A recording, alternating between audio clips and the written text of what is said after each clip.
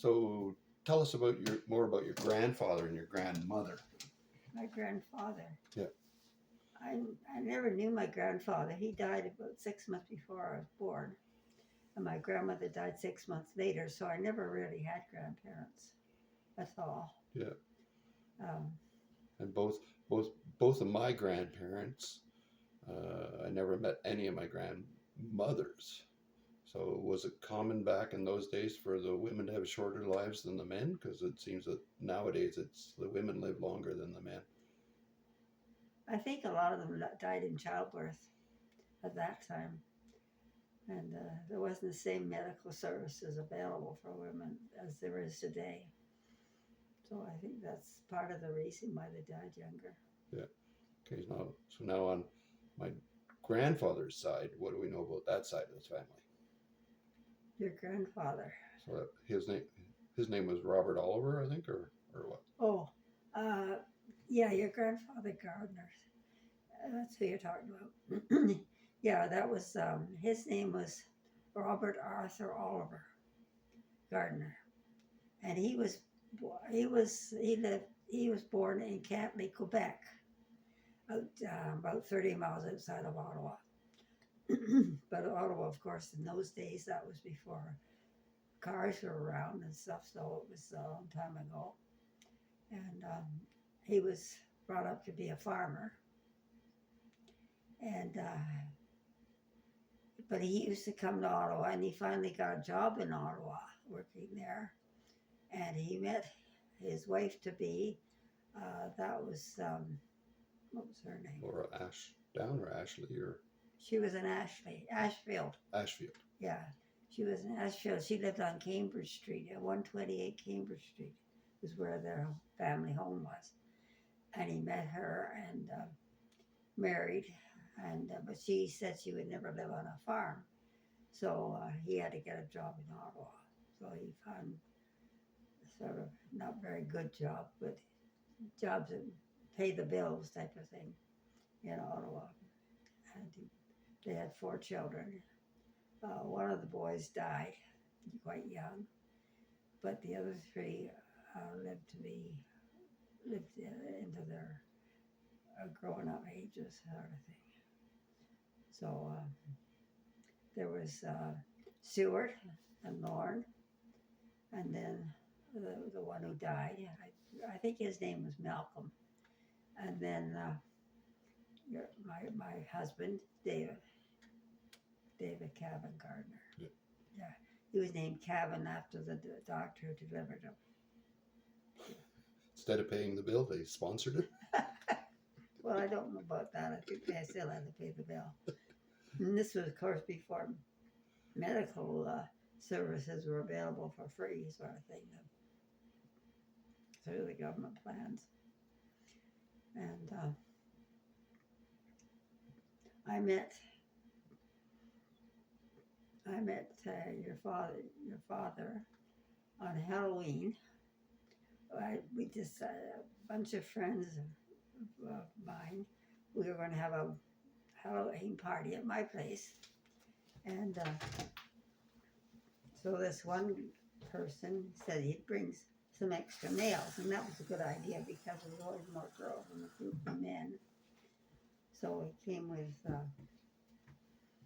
he brought your dad, and that was the first time I met him on Halloween in 1948. That would be, and then we hit it off, sort of thing, and we were married in October 10th, 1949. So just less than a year later, we were married. And he was working at that time at Gatineau Power Company in one of their power plants up on the Gatineau River, Gatineau River. And so the power plant was at near Chelsea, Quebec, and they had company houses there. So we moved into a company house there and lived there for several years.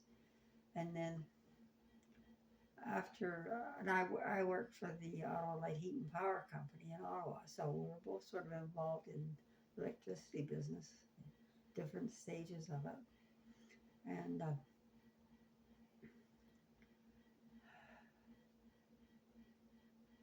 and after when I became pregnant, he changed jobs naturally.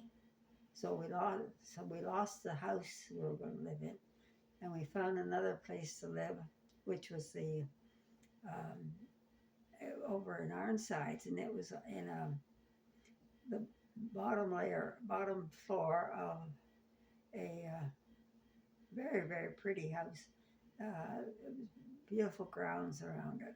I got gardens and stuff around it. It was a lovely place to live. And we lived there for a couple of years. And then we decided to build ourselves our own home. And we built a house in Pine Glen, just outside of Ottawa at that time. Later on, it was taken over by Ottawa, so the property. So it was a very nice house. Remember what you paid for that lot back? We Back paid $600 for the lot, and that was a half-acre lot, 100 by 200, and the $200 feet was on the road side. So the lot we built on one end of it, and we had the rest of the land was available for whatever we're going to do in the future. And we had a big garden there. So we grew most of our own food, and we had freezers, so we kept it over for the winter and that type of thing. And it was a comfortable place to live. But then we decided to, let's see, we lived there until we retired, I guess. And in the meantime, we'd been looking around to see what land was available for something that would be quieter than that. And and by then, your dad had accepted a job in Whitehorse as the assistant administrator of the medical services for the Yukon. And so we went up there to live for a couple of years into Whitehorse, and rented the house while we're away. And then we went to Nunavut from there, and he ran the hospital up there as well. And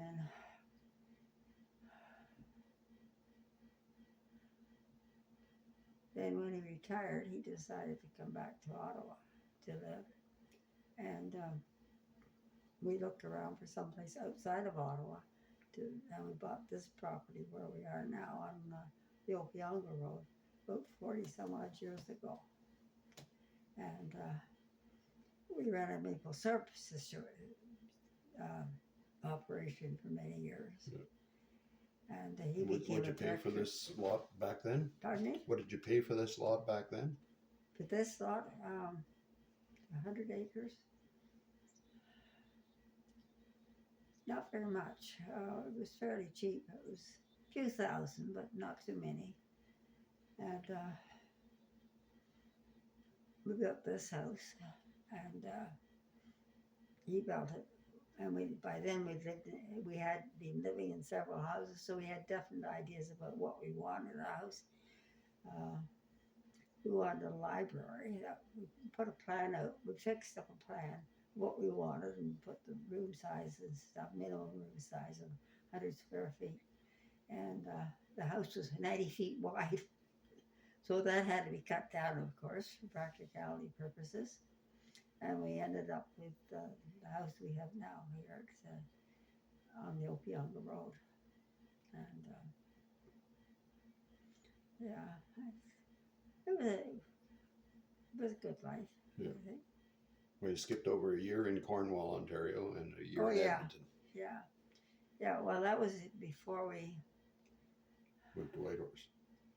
How did we get to move there? That was after No, that was before Whitehorse. Before Whitehorse. Before Whitehorse, we went to Cornwall. Yeah.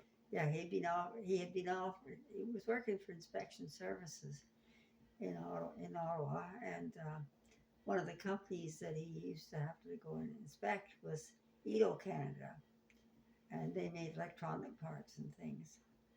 So for I think mainly for submarines and Yeah. submarine Sonar and stuff, detection, sonar. So we moved down to Cornwall for a couple of years while he did that, and that Well, I was think he was down there for a year before we moved yeah, down. yeah. He had an apartment. He got an apartment down there. We used to go down here over the weekend for weekends and that type of thing. Yeah, and then after that we went up to Whitehorse. Whitehorse. Yeah. We lived there for A like year. a year, and then we moved to Inuvik. No, Edmonton. Edmonton, yeah. Yeah. And then from Edmonton up to Inuvik. Yeah. Yeah. All right, we'll stop her there.